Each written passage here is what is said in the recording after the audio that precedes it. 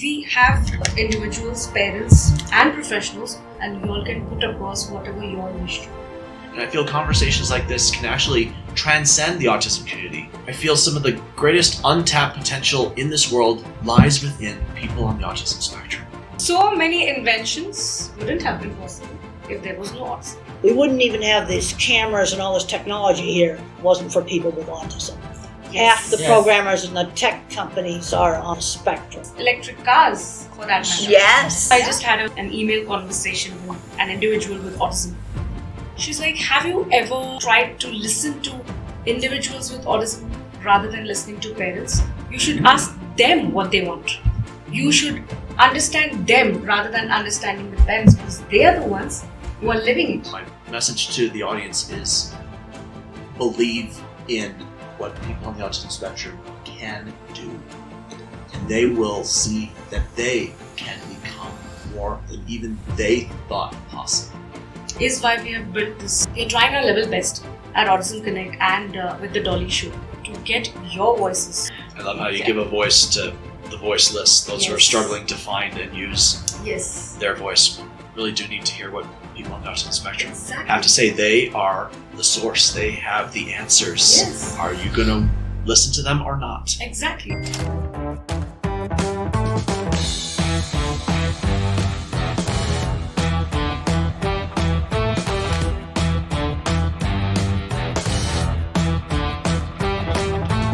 I want to bring up something about Tom that I love.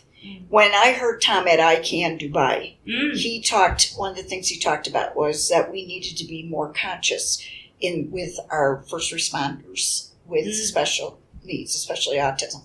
And we live in Florida, and Florida is pushing a law through right now that all first responders, police, fire, everything, will be required to have 4 hours in-person training for autism. Because they don't want them sitting at the computer ignoring it and just trying to pass. They want them learning it. And Peyton and I met with a police chief in Florida. And he said, I would love to have an autistic actually teach. And I told him about Tom. That's why I like ICANN so much, because I've learned so much from it. And one of the things that one of the police officers said to me that kind of broke my heart was that he said, they get phone calls from people at coffee shops and stuff and say, we think there's someone in here that's on drugs or something. And they get there and they're an autistic. But because they're trained, they know. And I said, we need to train our police officers 100%. But we also have to get more people to hear things like this, so they're not the person originally making the call thinking that autistic, because like with Peyton, we've been in situations where people have said something about Peyton in front of Peyton, and I've said, he's right here, speak to him. Okay? Please don't talk about him in front of him. He's a human.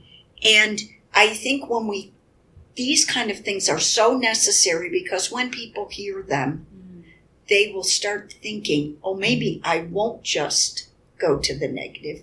That child is autistic, or that adult. And a police encounter gone wrong, and I have had encounters over the course of my life, none to the point of arrest or imprisonment, and knock on wood, I'd like to keep it that way, but knowing about my diagnosis, how to conduct myself around an officer, even if I'm a little stressed out, can mean the difference between finding a job, having the life I want, or having that mark on my permanent record, and maybe not being able to get a job or live the life I want because of an incident gone wrong.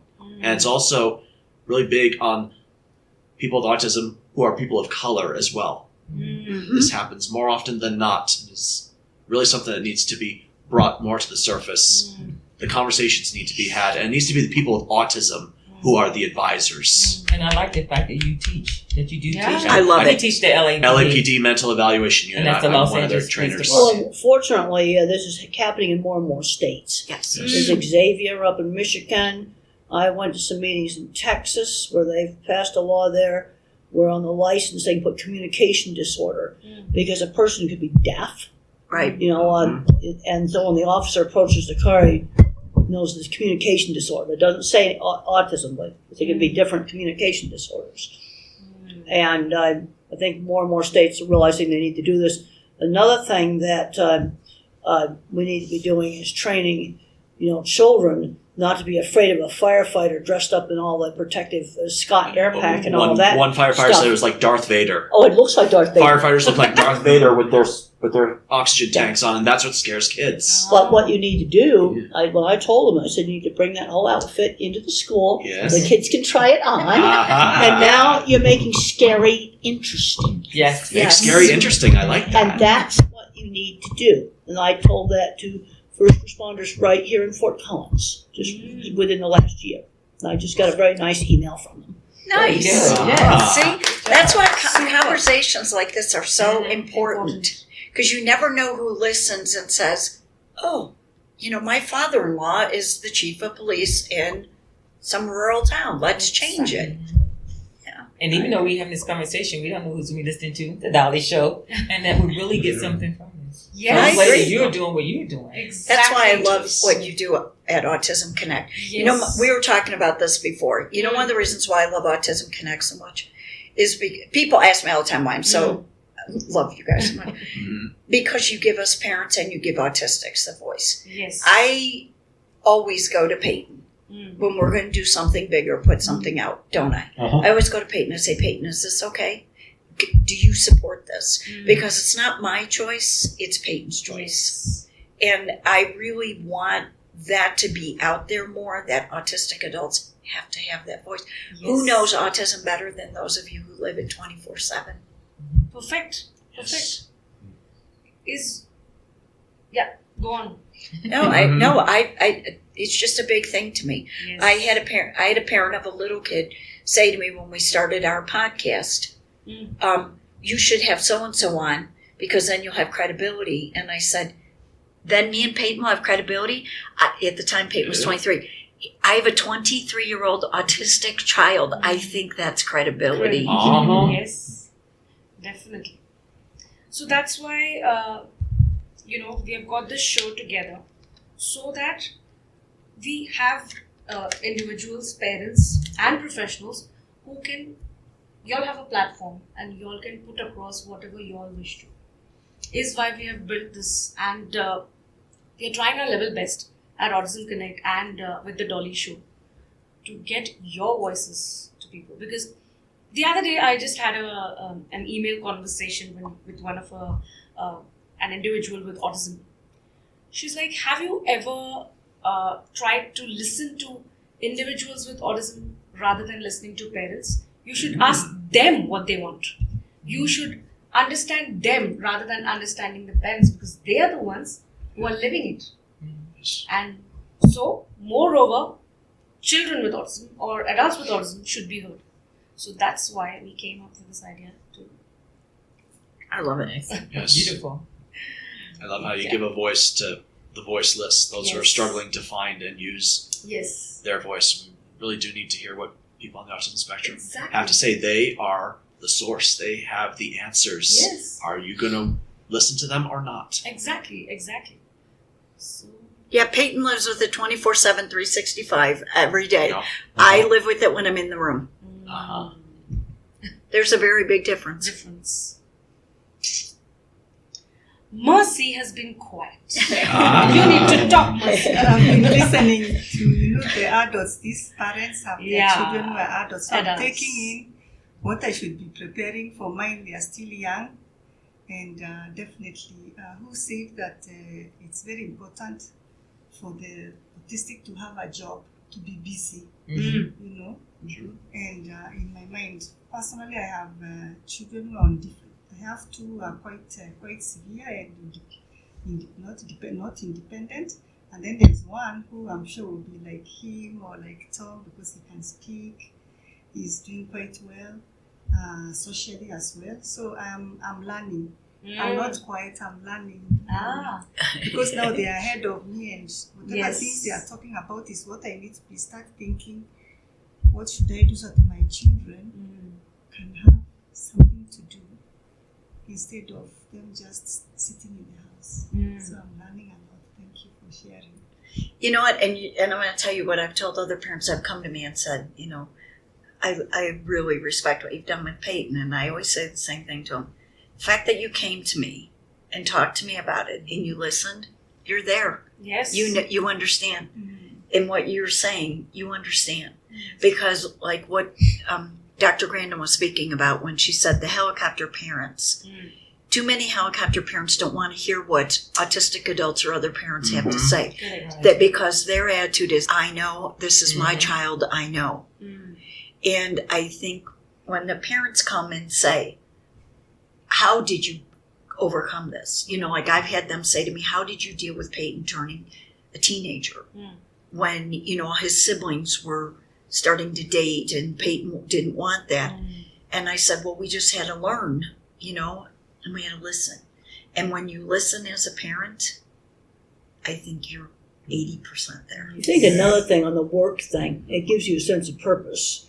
When I was working on cleaning all the horse stalls, I was kind of proud of the fact that I ran my school's horse barn. It also taught responsibility because we had this big grain bin.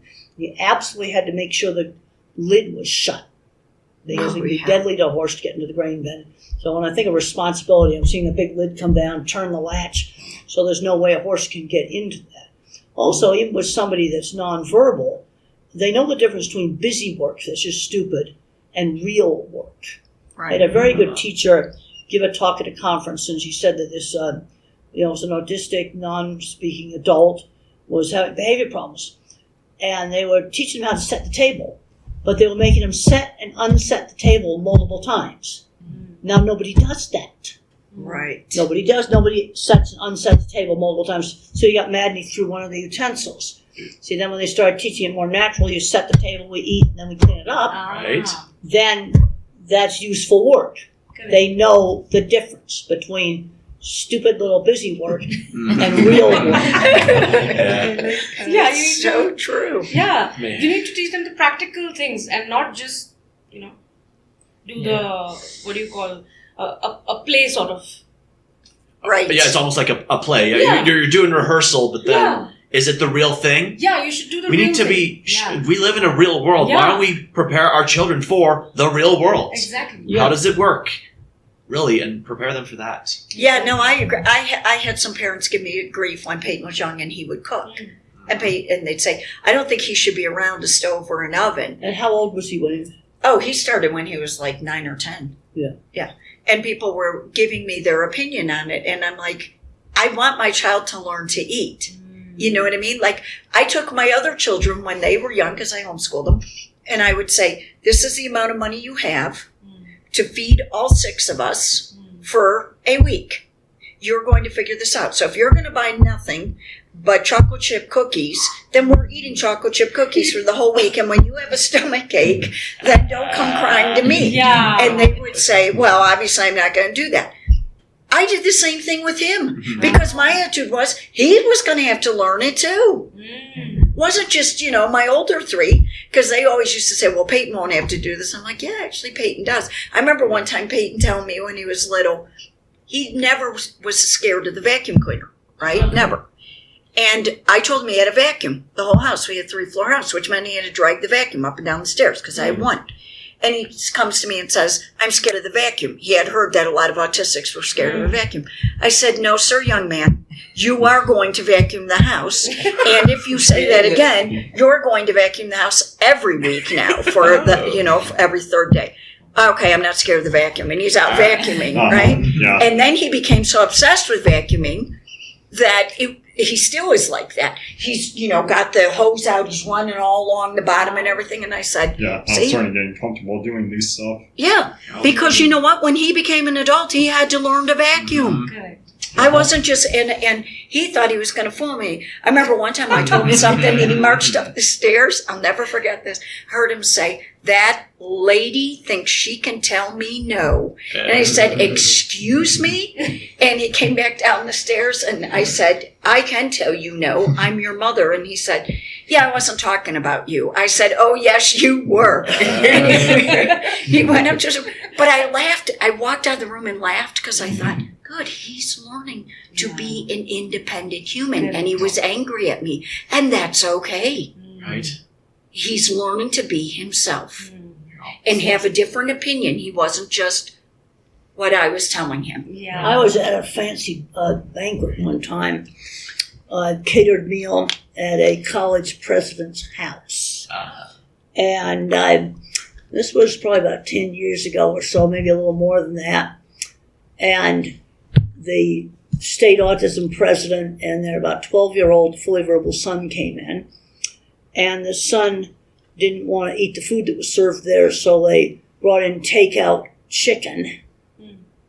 And I remember the meal really well. It was mashed potatoes, green beans, beef with the pot roast with gravy on the side, cake, salad with the dressings on everything on the side.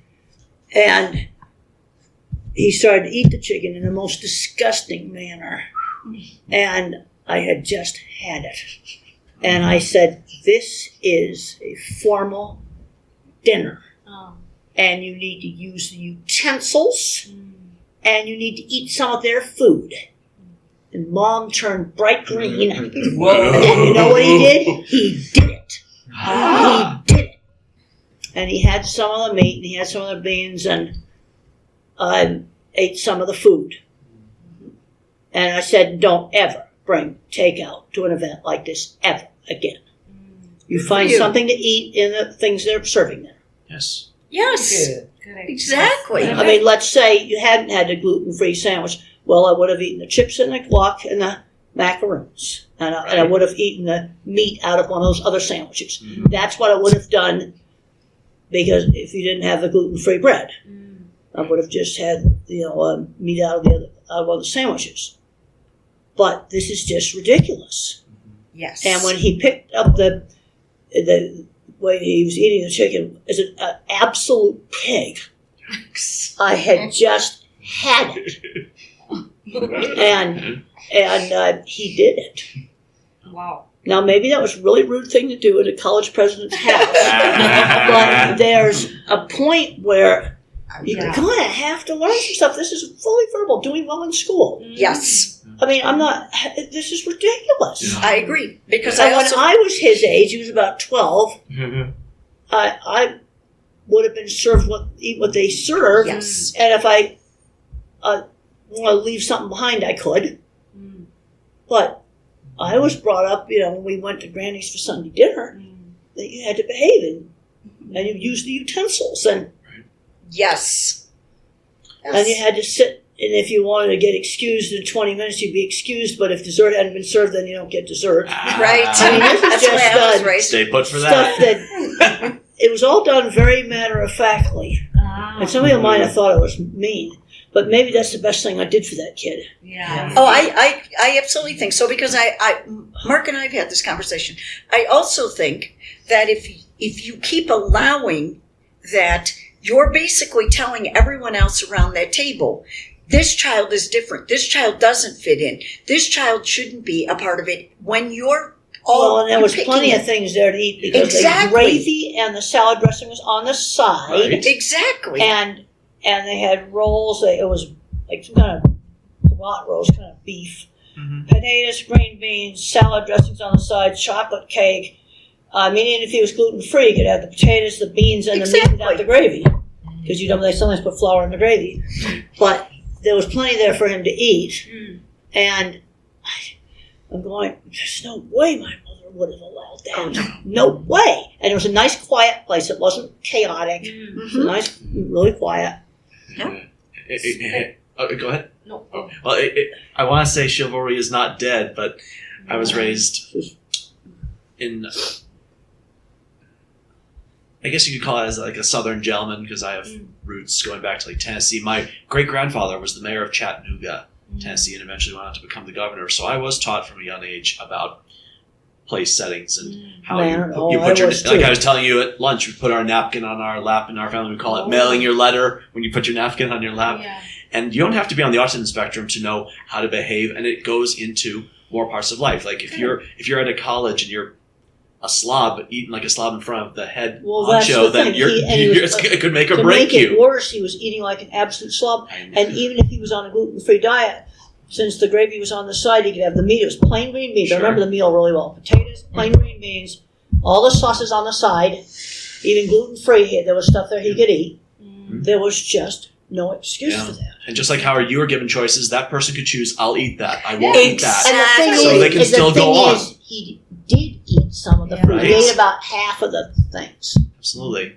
And if you ever want to get a date or have a dinner with somebody you like, if you're not eating a good way, they're going to see that and you may not have another date with that person. So these skill sets we need to be showing at a young age. Exactly. For common decency, really, I think it boils Well, down there to. was also a scene in the HBO movie where they slammed the deodorant down and said, "You stink." That happened.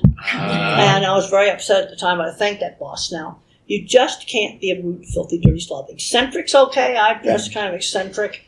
But It's your style. But But go that's ahead. fine. Okay, and you got your style. Everyone, Yes. everyone has their own style. So it's okay to be eccentric, but you can't be a rude, filthy, dirty slob. Correct. And there's some people on the spectrum that think, they accept everything we do just the way we are. Right. So there's some conformity you've got to do.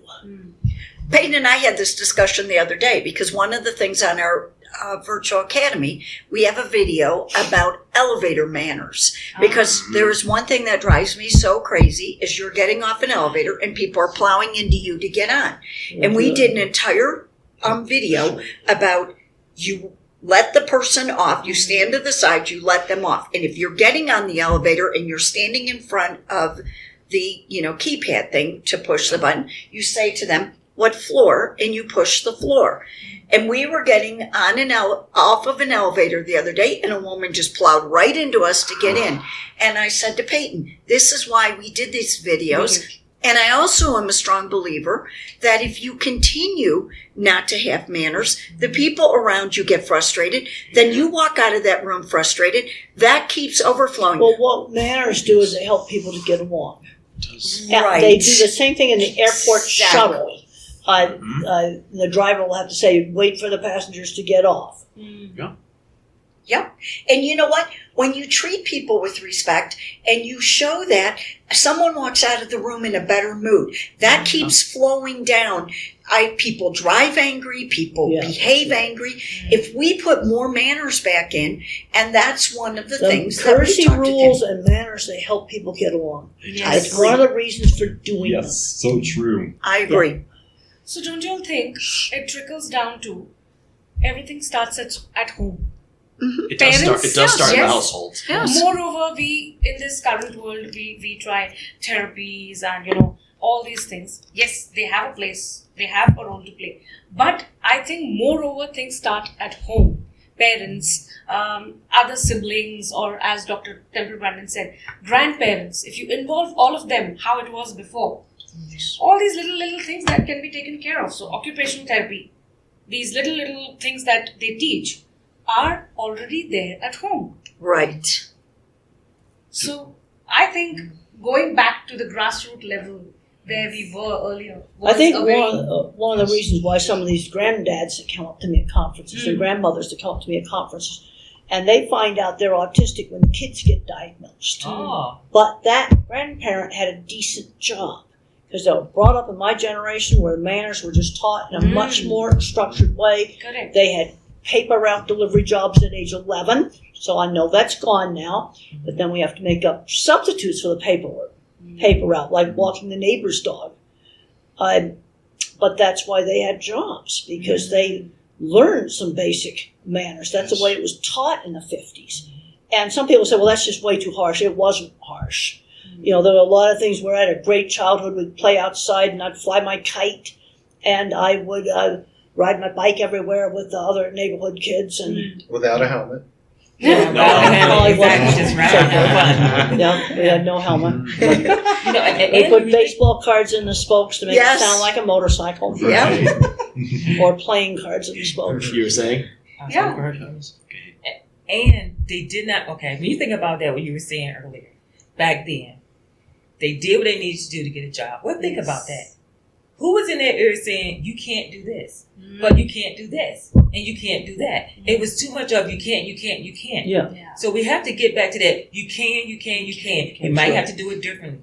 Right. You might have to find something else different to do. but you can. And I think that's the difference too. That's why they're not doing it. It's too much of this, no, you can't. Well, no, this is the reason why when we do teachable moment, this is a 50s Yes. thing. Yes. Okay, let's say I just did this. Oh, don't do All right, that. well, that's bad. That's your Yes. water. You're doing too well with that. But you see, instead of screaming no, they would say use the spoon. People think that's disgusting when you do that. Yes. Right. They would give the instruction and quietly give the reason. Yeah. Yes. That's You're right. the correct way to fix it. Explain why. Yes. Yeah, they do. My mother actually did this with her niece, who had been raised by deaf parents. The deaf parents always say, just say no, don't do that. But my mother explained to my cousin, her niece, why something should not be done. Mhm. And the niece said to my mother, oh my gosh, I'm so glad that you explained it. Now it makes sense. So we need to be explaining why things should be the way they are, why things are not working the way they are. So once that explanation, Well, I had the dots are connected, that makes for better outcomes. Well, I had a real understanding when I was maybe about 3rd grade. I would chew with my mouth open. Oh, yeah. And mother would tell me to close my mouth. Yeah. And I didn't really understand why. And then one day I said, when I watched Billy eat at school, the inside of his mouth looked like a garbage truck. And mother said to me, I also said it made me gag. Right. Mother also said to me, when you chew with your mouth open, it looks like the inside of a garbage truck. It makes me want to gag. Then I understood the reason why. Yes. Imagine that. Yeah. I try to do that with Peyton, don't I? Uh-huh. I'll say things to him, like he'll do certain things. I'll say, Peyton, you don't do that because, and then more times than not, he'll say, oh, okay, or he'll ask me questions. Because rather than just say, no, Peyton, you're not going to do that. Once in a while I say that, but for the most part, I try to explain to him, no, we're not going to go there, or no, we're not going to do this because I know with me, with my personality, my daughter is exactly like me, that if you say no, I say yes in my head. So if I know the reason, I don't say yes in my head because then it logically fits. Yeah. Exactly. Great. So, one message that you would like to give to the audience. Going around, we'll start with Rosetta. One message Okay. you want to give to the audience. Well, I would like to say that what we were talking about earlier, I think it was a very good conversation that people, that now they're older, they're 70s, 80s, or their grandparents are just finding out that they're on the spectrum. I believe they were able to have jobs and live a good life because they did not know. It seems once a person have a diagnosis, now the restrictions are there. We cannot allow the restrictions to dictate what a person cannot become. We cannot allow it to stop them from being whoever they want to be on this earth, even doing something that's never been done before. So don't let a diagnosis put restrictions automatically there. Perfect. Tom. Thank you. As a certified human potential coach, I feel some of the greatest untapped potential in this world lies within people on the autism spectrum. With the right questions, the right conversations, the right circumstances, that potential can be brought out and make the world a better place. And I feel conversations like this can actually transcend the autism community, resonate with people who might be struggling with mental health matters, with families who have someone in their life that wants something more to take the next step. Really can impact almost anybody when all is said and done. When we get back to basics and see that it can be done, and when we believe not just in ourselves, but those around us, it makes us better people. So my message to the audience is believe in what people on the autism spectrum can do. And they will see that they can become more than even they thought possible. So well said. Yes, Dr. Temple Van. Your take. Well, we need to look at what somebody can do. And then find ways to deal with some of the things. I cannot do algebra. So I could not do, space engineering. So I had to do something where I didn't need the algebra. And then there are a few little accommodations, like avoiding the multitasking jobs. I don't have the processor speed. And using the pilot's checklist for tasks that involve sequence. When I do design work, we'd get in a meeting and I'd have a yellow legal pad and I'd write down, well, how many cattle does this have to handle? What are some of the cost constraints? I'll do the designing, but tell me what the parameters are. And I'd write them down and make sure the project did that. Having a very clear instructions. When I worked for the magazine, there were certain events that I had to cover, like the cattle feeders meeting and the stock show. And there's other things, I knew exactly what I had to do. But we wouldn't even have these cameras and all this technology here if it wasn't for people with autism. Half the programmers in the tech companies are on the spectrum. Exactly. Some of the greatest artists, like Michelangelo, were probably on the spectrum. As put in by Dr. Temple Grandin, she also said Zoom Yes. wouldn't have been possible if there was no autism. Well, neither would any of the computers. Exactly. Yeah, right, exactly. So many things. Electric cars, for that matter. Yes. Yeah? So many inventions wouldn't have been possible if there was no autism. So, Well, basically, I think a brain can be more cognitive or thinking, or a brain can be more social emotional. Now, autism is a totally continuous trait, so being a little bit more cognitive and geeky, some of that's just normal personality variation. And then where do you put the label on it? Especially when there's no speech delay. I had severe speech delay, so. But like visual problem solving, for example, is a different type of problem solving than mathematical problem solving. And to have successful projects, you need both. correct. Working with complementary skills. This is what I tell business leaders. You need to hire people on the autism spectrum because you need the skills. Yes. You need that extreme visualizer, or you need that extreme mathematician. Correct. You might need that extreme word thinker. He'd be your best salesperson for specialized products such as cars or business insurance. Those are two situations that have actually been very successful. So the world needs your skills. Yes. More than they know it. Yeah. I agree. More than they know it. Or More they than don't they know know it it. yet, but down But the they road, will know. it's like someone will come in and like, didn't you think about it this way, or have you considered this approach? Exactly. Of course. Why didn't we think of that before? Well, the autistic person who's a visual thinker like me sees a solution to the problem. Yeah.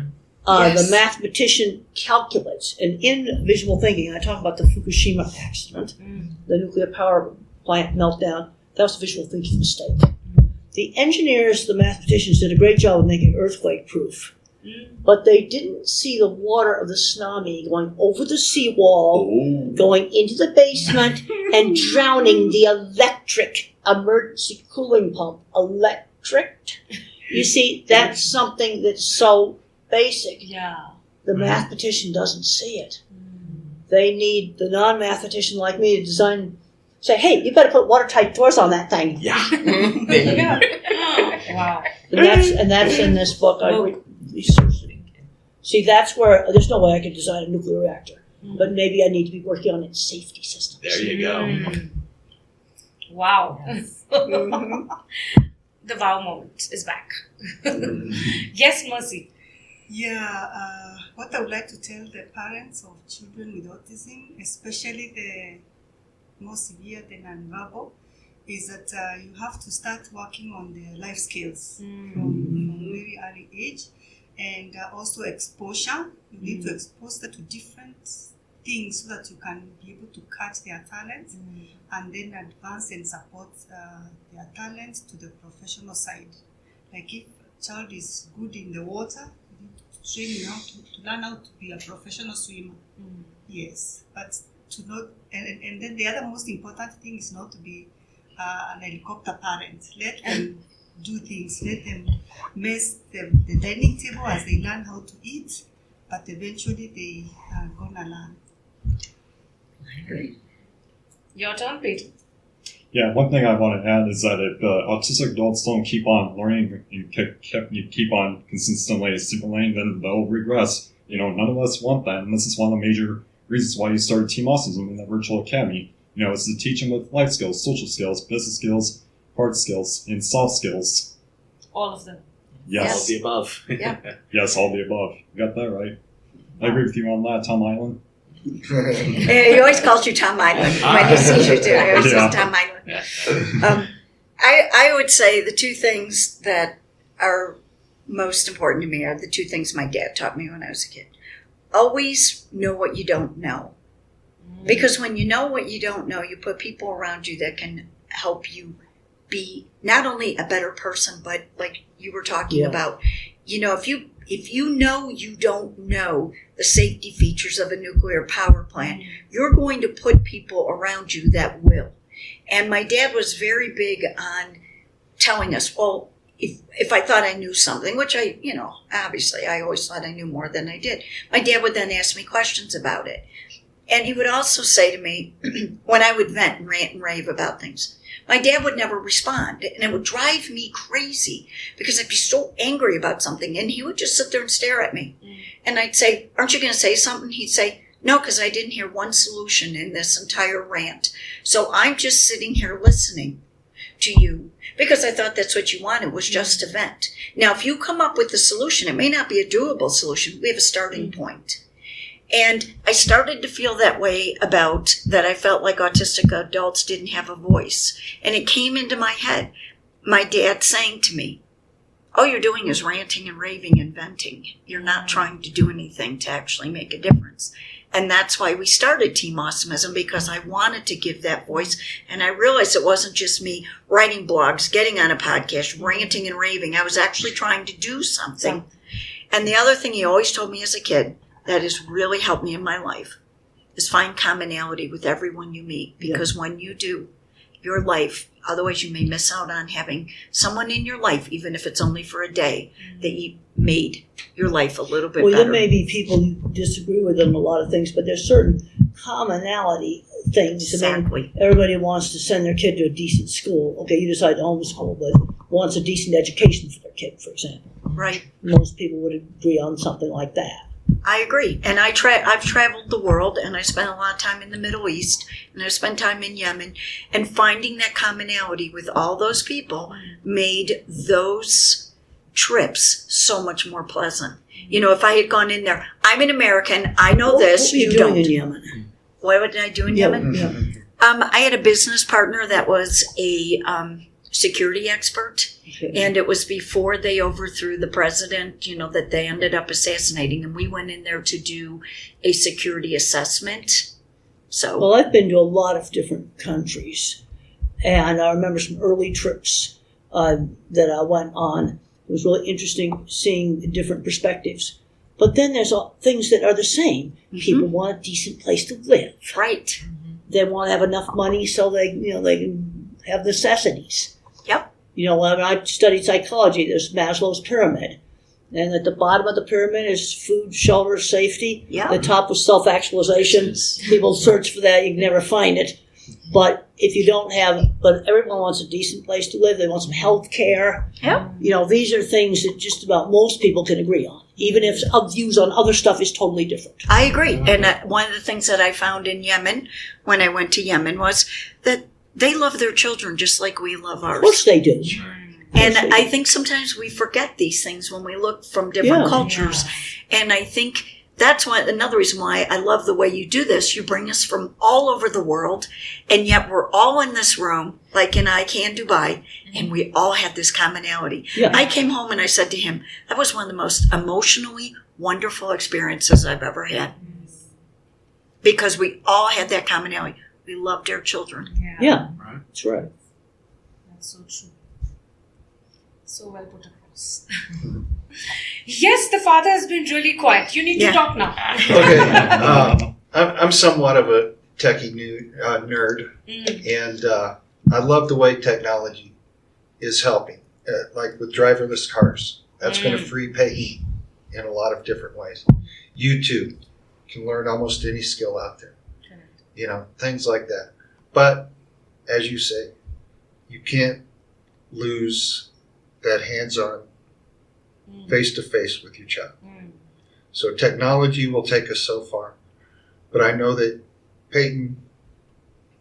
Lynn had to devote many, many hours of working with Peyton to get him to the point he's at, and where he's able to utilize that technology. So. Yeah, and just remember, I want all parents to remember, when you love your child, you're 50% of the way there. because that you can get overwhelmed, but that love will find a way to Well, make it happen. I have a book I did with Deborah Moore called The Loving Push. The loving push. Because we were concerned about the overprotection. You love your child, but you also need to give them some pushes Right. so that they're going to get out and develop. And I really like what the parents said at this conference recently. You got to let go so they can grow. I agree. I agree. And I think that true love is that.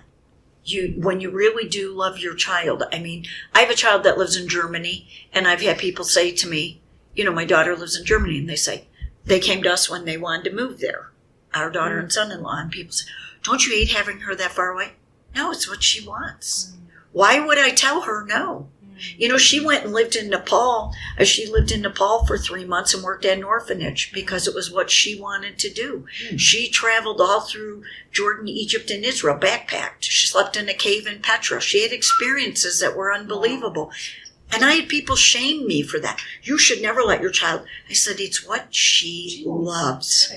And that's who she is as a person. And so, she came home from the orphanage a complete different person. And she, to this day, is very adamant on helping children like that. I think a lot of us want what's best for our children. We love them unconditionally as well. We should. At some point, though, we have to ask, child, what do you want? Exactly. What do you love? And start putting that in motion. Make it about them, their dreams, their goals, their aspirations. It's their life. Okay. And no matter what, the parents cannot live the kid's life. The other thing that I talk about is seeing doors to opportunity. That scene in the HBO movie where I got the editor's card, that's a very important scene because getting that job really helped my career. And there's doors to opportunity everywhere. And I'm seeing too many parents get so trapped by the diagnosis. They don't see that maybe their child could work at the little gift shop or some other hobby store or something. They don't see those doors to opportunity when I talk about the back doors because they can't see past the autism diagnosis. No, I agree. Right. Peyton works at, he told you he makes stuff like on wood and metal and stuff, Yeah. and he paints different things and sells them. Good. And he has them in a store. And he goes and works at the store, too. Uh-huh. Good. Wow. Yes. Amazing. Yeah, I love doing that. I've And had so- I have parents that will say to me, well, my kid does absolutely fabulous art. I said, do you have it on your phone to show me? And the parent hadn't thought to put it on their phone Oh. to sell some of the art. Because one thing I learned when I was designing is, this is back before there were cell phones, I had a notebook I carried around just about everywhere. Because you never know where you could sell a job. Exactly. Right? Exactly. Have a little resume or a portfolio ready to go. Yeah. Yep. Now you put that stuff on your phone. Yeah. Well, the Toastmaster in me is saying we're at time for this room, so Yeah. leave it John, you're to. hilarious.